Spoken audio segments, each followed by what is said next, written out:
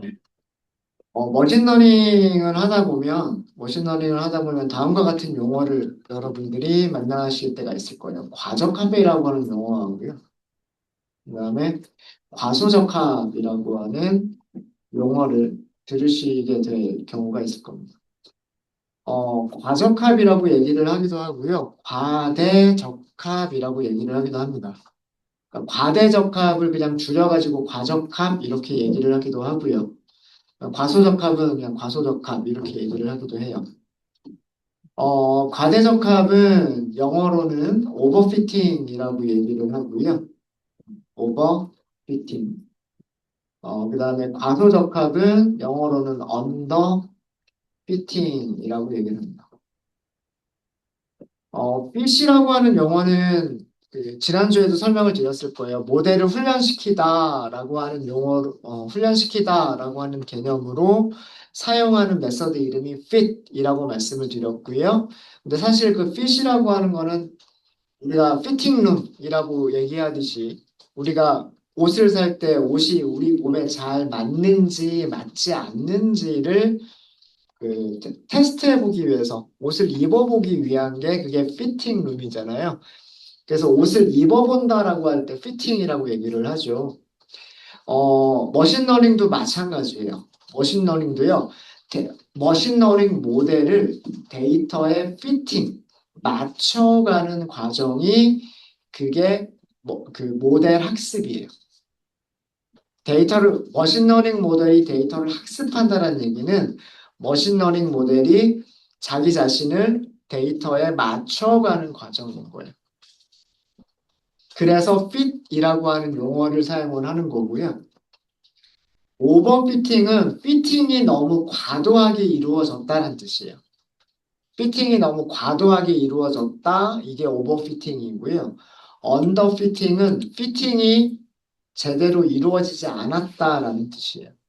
그러니까 모델이 훈련 세트를 너무나 잘 맞추는 훈련 세트에 너무 특화가 되어져 있는 경우를 오버피팅이라고 얘기를 하고요. 과적합이라고 얘기를 하고 머신러닝 모델이 훈련 세트도 제대로 잘 예측을 못하는 거를 언더피팅이라고 얘기를 합니다.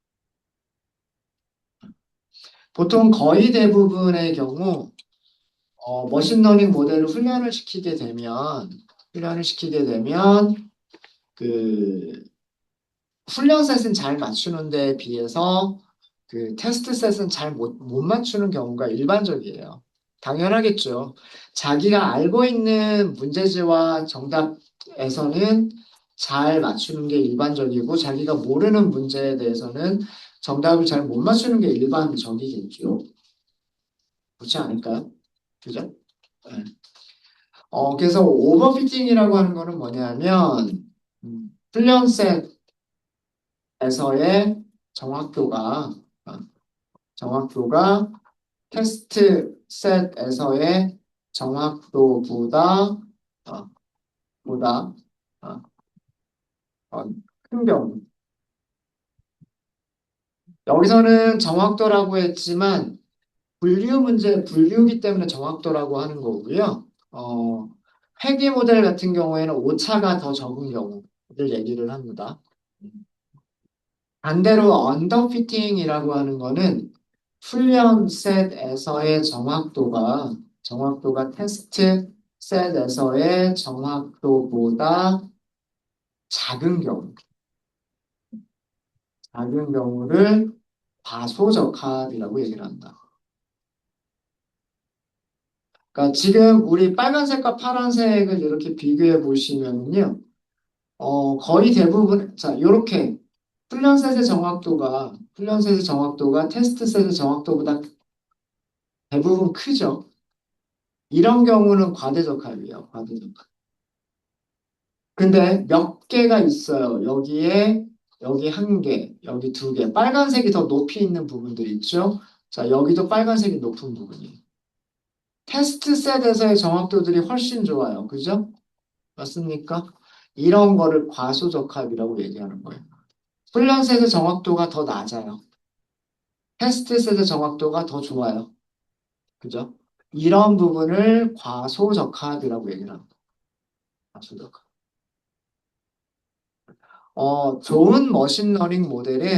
좋은 머신러닝 모델은 과대적합도 일어나지 않고 과소적합도 일어나지 않는 게 좋은 머신러닝 모델이에요. 그러니까 비슷한 거, 훈련 세대, 그 과대적합의 크기가 과적합이 안 일어날 수는 없어요. 과적합이 안 일어날 수는 없지만 과적합의 크기가 이렇게 큰 것보다는 과적합의 크기가 이렇게 작은 게 좋은 모델이다라고 하는 거예요. 그래서 지도학습에서 지도학습에서는 일반적으로 과대적합이 일어나기가 쉽습니다.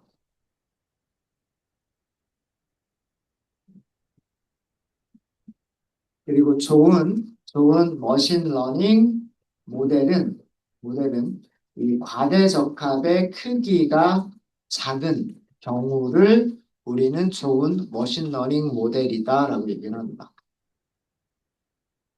어, 다른 얘기로는 훈련 셋의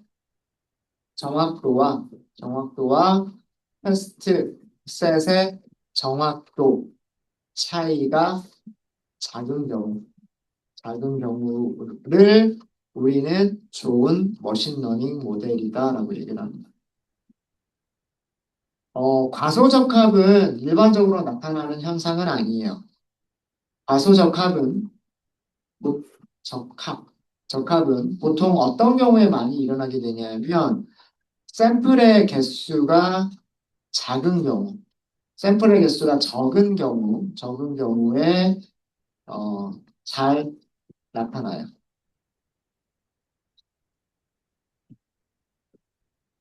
과소적합을 줄이기 위해서는 그래서 이런 경우 과소적합을 줄이기 위해서는 샘플들을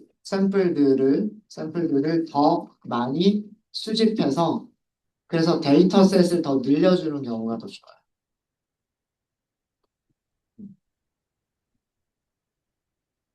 그리고 과대적합에 대해서는 과대적합의 크기를 줄이기 위해서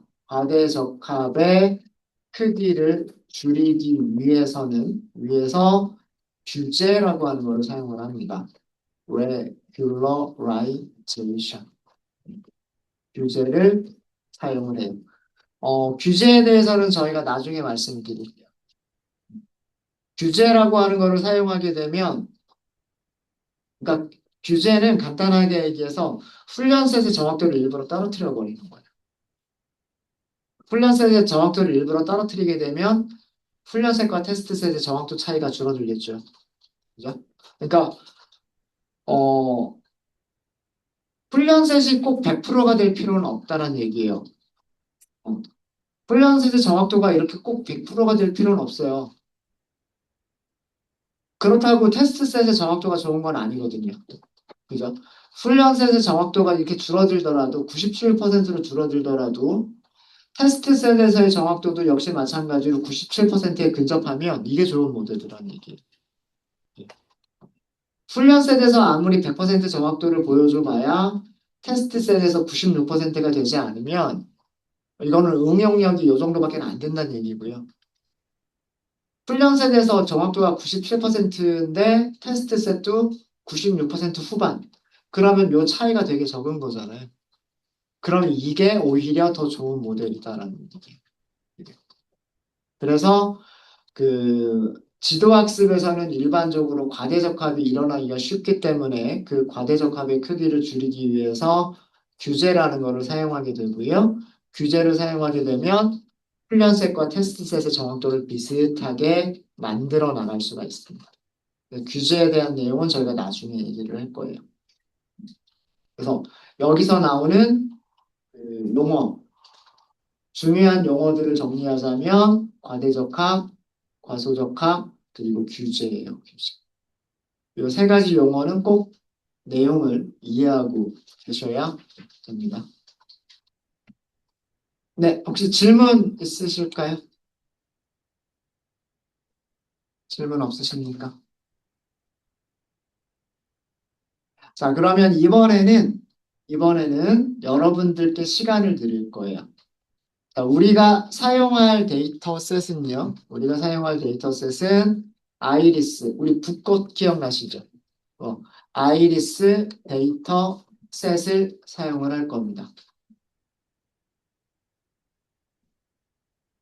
아마 우리가 그 전에는 아이리스 데이터셋을 시각화만 했었을 거예요. 그래서 아마 씨본에서 가지고 왔었을 텐데, 그, 사이클런에서도 아이리스 똑같은 데이터를 제공을 해요. 그래서 사이클런에서 직접 우리가 가져오게 되면, 그, 특성 배열, 그리고 타겟 배열, 이렇게 가져올 수가 있기 때문에, 그, 사이클런에서 직접 가져오도록 할게요. 근데 또 하나 중요한 거는 뭐냐면 이 아이리스 데이터셋은요. 클래스가 두 개가 아니에요. 클래스가 두 개가 아닙니다. 이 문제에서는 세토사 그리고 멀시 컬러, 멀시 컬러 그 다음에 또 하나가 버지니카 요렇게 버지니카 이렇게 세 개의 클래스가 있었어요. 세, 붓꽃의 종류가 세토사 50개, 벌시 컬러 50개, 버지니카 50개가 있었을 거예요. 아, 이런 분류예요. 이렇게 세 가지 클래스를 분류하는 문제입니다. 이런 문제를 뭐라고 얘기하냐면 다중 클래스 분류 문제라고 얘기를 한다. 다중 클래스 분류 문제라고 해서요. 다중 클래스 분류 문제라고 해서 우리가 모델을 생성하고 모델을 훈련시키고 평가를 하는 과정이 달라지진 않습니다. 똑같아요. 네, 무슨 얘기인지 아시겠죠? 자, 저는 데이터셋을 준비하는 것까지만 여러분들과 같이 해드리도록 할게요. 자, 다중 클래스 분류 문제다. 다중 클래스 분류 문제다. 요거 꼭 기억해 주시고요. 기억해 주시고, 아이리스, 변수 이름을 아이리스라고 할까요? 데이터셋에는요, 로드로 시작하는 거를 찾아보시면, 로드 아이리스라고 하는 함수가 있어요. 실행, 이렇게 할 수 있죠.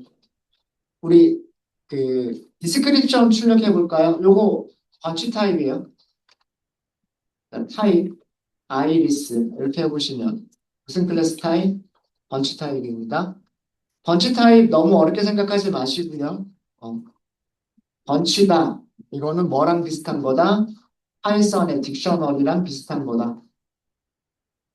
딕셔너리랑 비슷하다 이렇게 생각하시면 돼요. 그러니까 키 밸류가 있다라는 걸 아시면 되죠. 키 이름들 기억 못 하셔도 돼요.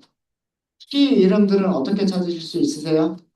키즈라고 하는 메서드가 있어요. 딕셔너리는 항상 키즈라고 하는 메서드를 가지고 있죠. 이걸로 키 값들을 찾을 수 있어요. 데이터, 타겟, 타겟 네임, 즈, 디스크립션, 피처 네임즈 이런 것들 있죠. 그죠? 네. 디스크립션 잠깐만 우리가 보시면은요. 프린트 iris.description 이렇게 보시면 되겠죠. 네. 설명들이 나와 있어요. 아이리스 데이터셋이라고 되어져 있고요. 자, 샘플 몇 개 있다고요? 샘플 150개 있습니다. 그리고 각각의 클래스에는 몇 개씩?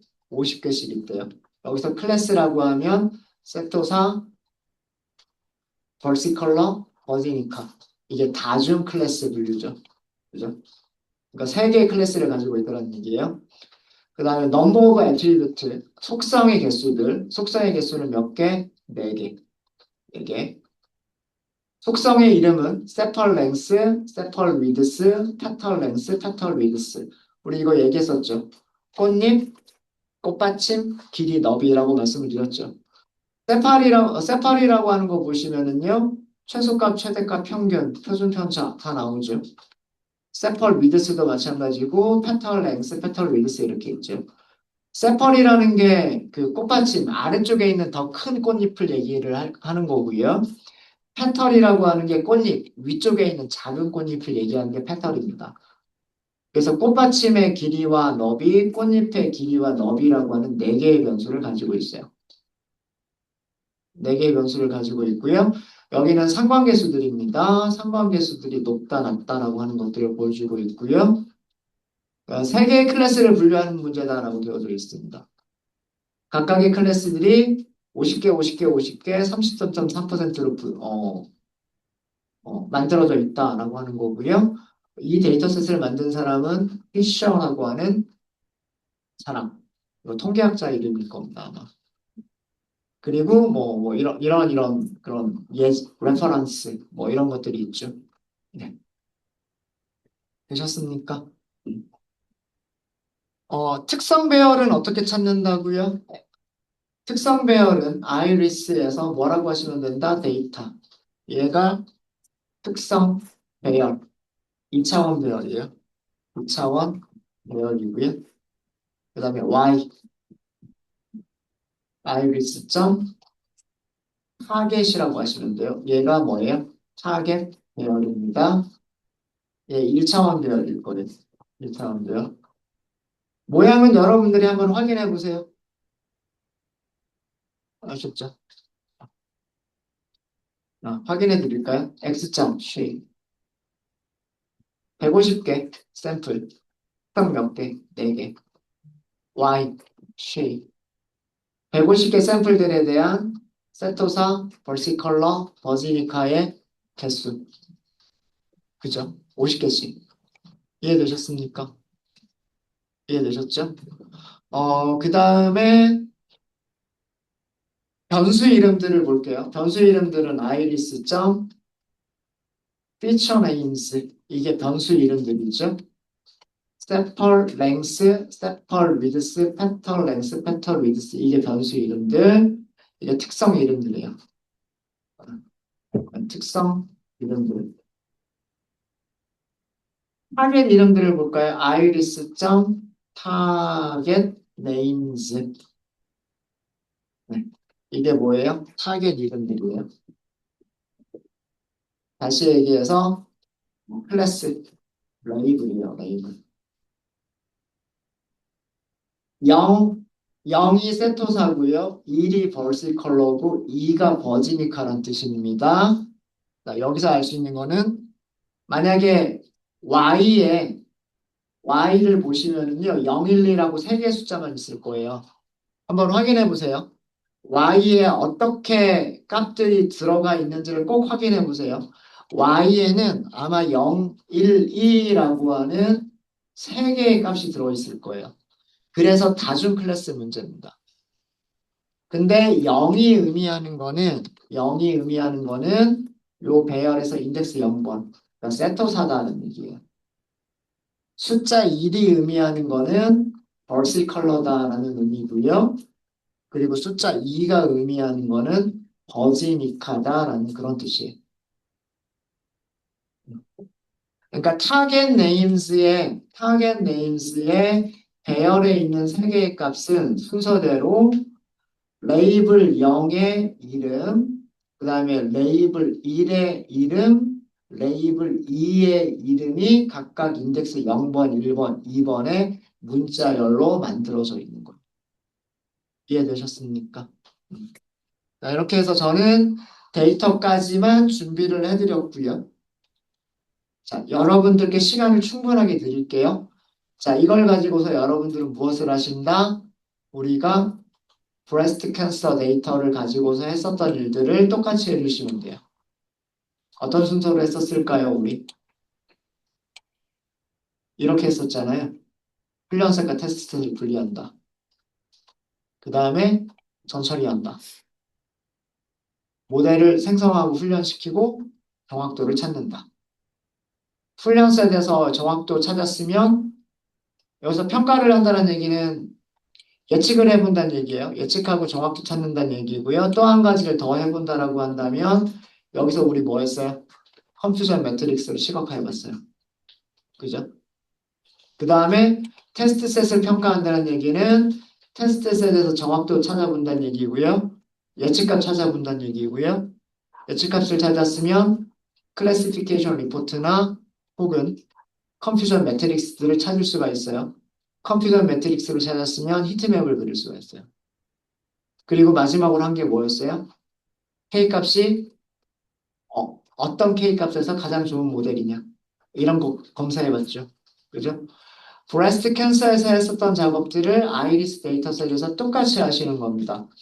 다중 클래스 분류 문제로 바뀐 것 뿐이지만 이진 클래스, 어, 바이너리 클래스 문제에서 다중 클래스 분류로 바뀐 것 뿐이지만 여러분들이 하시는 그 순서는 똑같을 거예요. 네. 그래서 이거를 여러분들 지금부터 해주시면 돼요. 시간은 어느 정도 드리면 될까요? 1시간? 2시간? 오늘 저희 하루 종일 했죠? 이번 시간과 다음 시간까지 여러분들께 시간을 드리도록 하겠습니다. 사실 이번 시간 얼마 안 남았죠?